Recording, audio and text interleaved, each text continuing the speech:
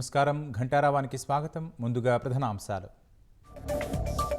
రాష్ట్రానికి game చేంజర్ల Godavari Banakacherla project. నదుల అనుసంధానంతోనే విపత్తులను ఎదుర్కోగలమన్న CM.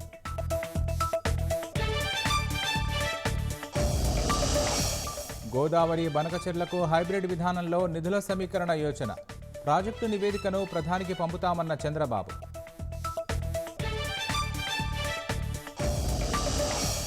YCP ప్రభుత్వంలో ఎర్రచందనం దోచేశారన్న పవన్. అలాంటి దోపిడీ వల్లే పుష్ప వంటి సినిమాలు వచ్చాయన్న డిప్యూటీ సీఎం.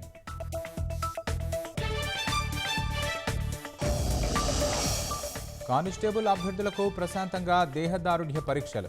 ఆధునిక సాంకేతికతతో ఖచ్చితమైన ఫలితాలు.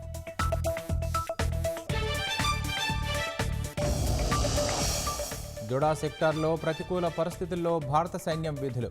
ఎముకలు కొరికే చెరలోనూ సరిహద్దుల రక్షణలో సైనికులు.